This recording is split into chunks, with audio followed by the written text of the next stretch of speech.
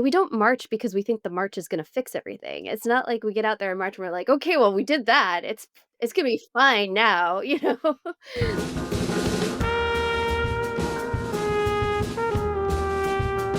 Well, hello again, and welcome to In the Meanwhile. I am Marcus Harrison Green, And I'm Nora Kenworthy. and we've got this wonderful bonus episode for all of our listeners today as we are, I don't want to say fresh off of the No Kings protest from last weekend, but we are fresh off considering and processing the march, which, from some reports was the largest one-day action in this nation that we've seen.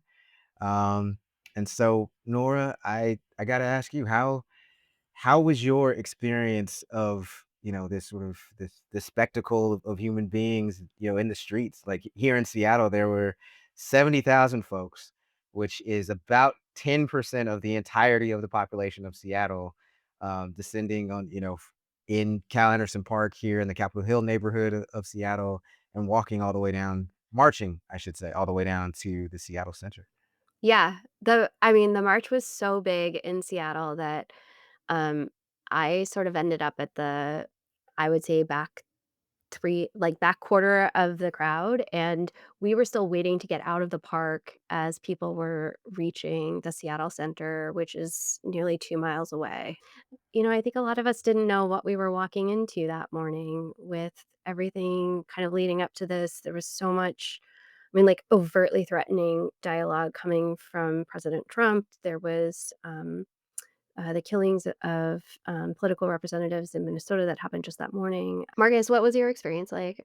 Yeah, I hate to say it, but I remember waking up and, as a journalist, I immediately go to read the news. And so I was reading the New York Times, and there was a story about the political violence or domestic terrorism against, Minnesota State Representative Melissa Hortman, and, the murder of her and her husband, Mark, by, some political vigilante. And, I immediately went to the fact that there are so many guns in this country, right? There's so many people willing as well to do, violence to whom they see as the enemy. And I'm talking about the actual violence, meaning it, murder, like in this case. And the fact that, I had my 80-year-old mom who was determined like no other. She's a very stubborn lady. It's probably where I get some of my stubbornness from.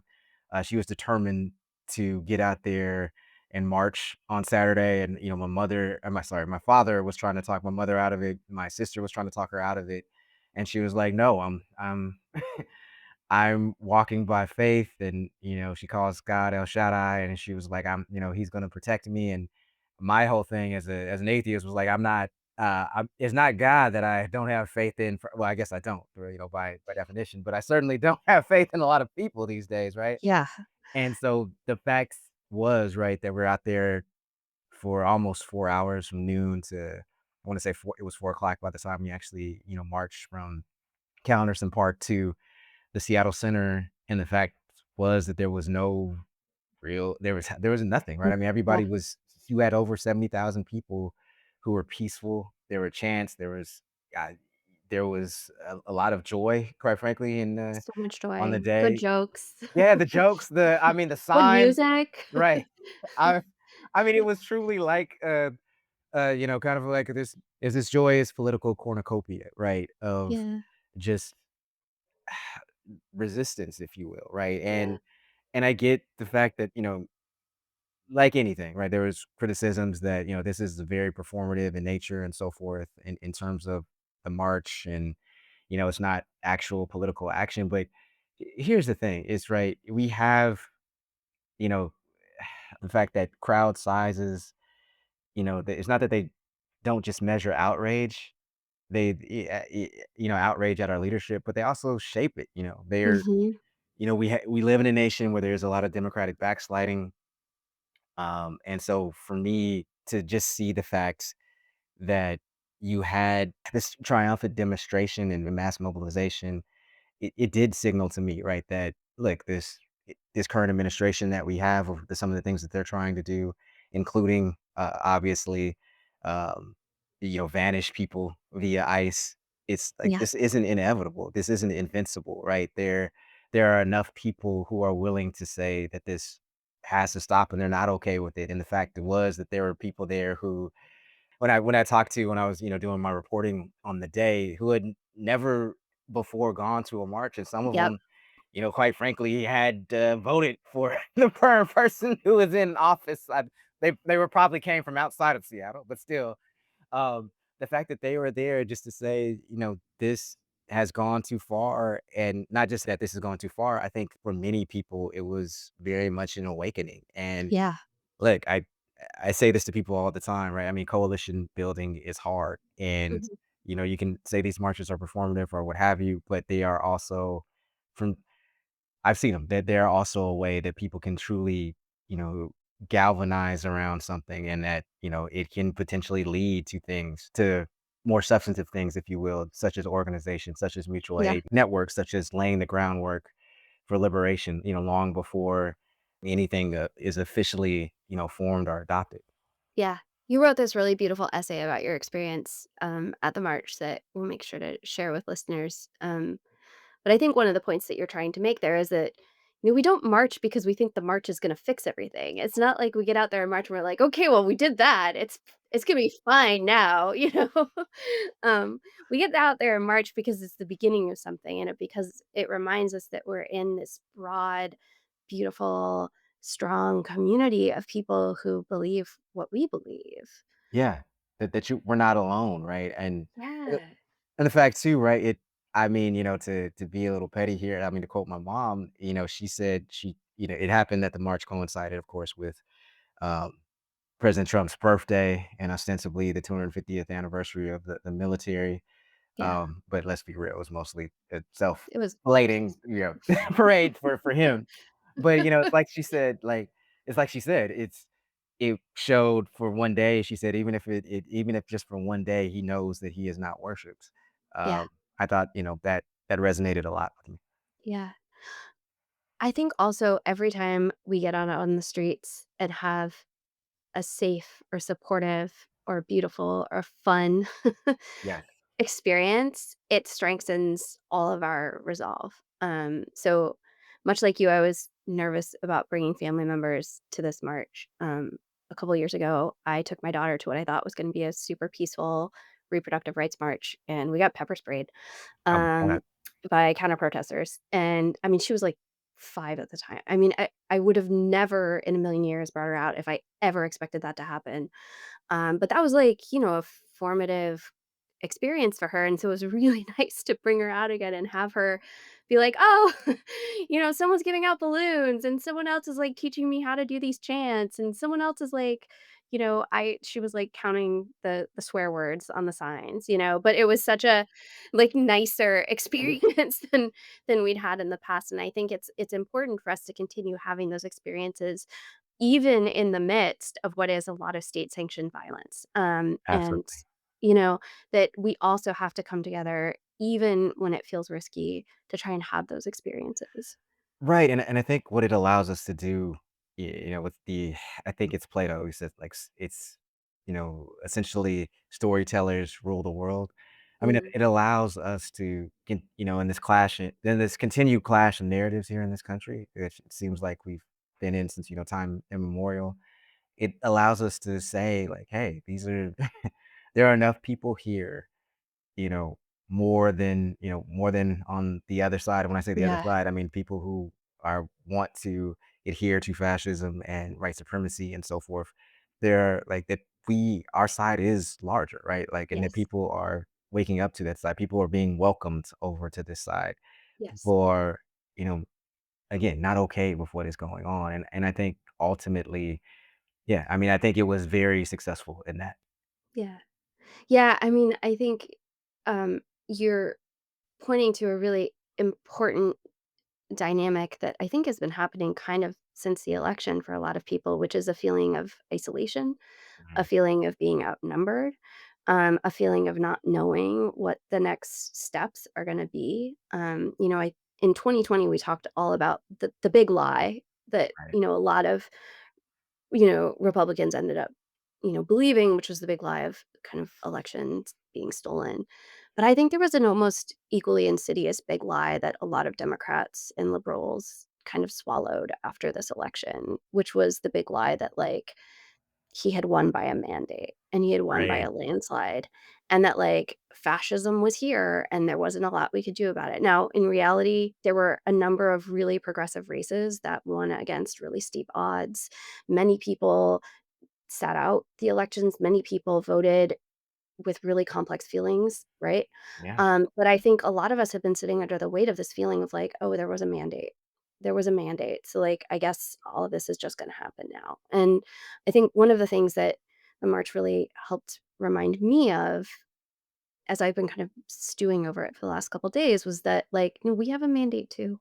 Yeah. Like, No, no, um absolutely. It right. I mean, and not to again, not to I guess play too much into sort of uh a religious allegory, but I mean the fact is that and I know this maybe sounds a bit hokey, but I had a level of faith restored cautiously, right?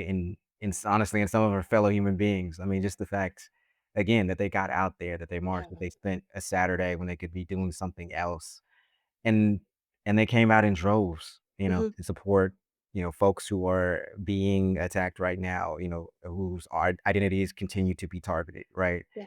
And they came out to support. Now, again, to your point, right, and to some of the critics, is this going to substantively change things? Of course not. But to your point earlier, right, it's not necessarily meant to, right? It's meant to in some ways be a springboard for some things that can be more substantive. And the fact is, I was reading the work of Erica Chenoweth, and she's done some tremendous research on what it takes to for social and structural change to happen in a society.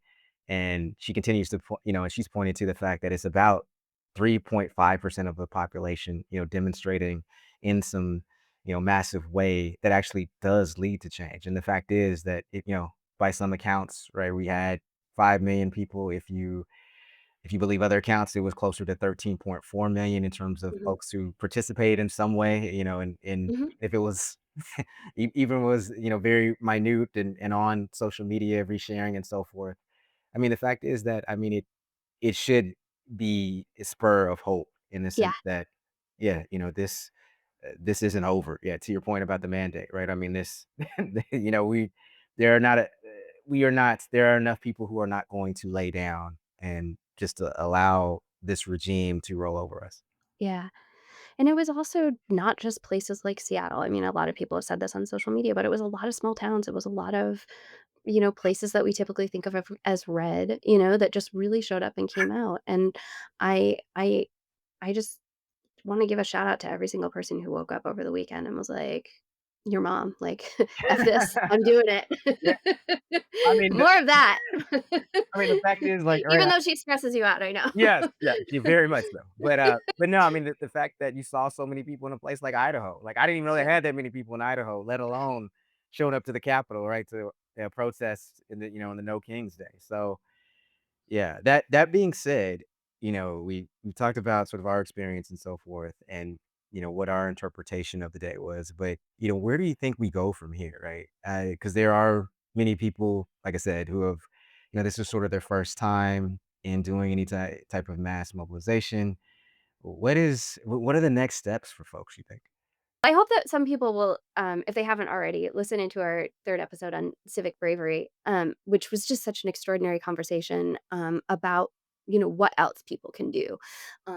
Whether that's, continuing to monitor, at, um, uh, sites of deportation or continuing to um, collect data and information about that, whether it's continuing to show up at Tesla dealerships and make life uncomfortable, visibly uncomfortable for others. I mean, I hope that people are beginning to ask themselves, um, there's some core questions that I always tell my students to ask themselves about action, which is, what am I good at? What am I able to do? And what fills my cup or brings me joy? And I think at the intersection of those 3 things is really where people find their most powerful advocacy. And for every person, that looks a bit different. But there's so much that all of us can be doing, even if we only have a couple minutes, a couple Yes. Yeah. hours a day. Yeah, that to your point, right?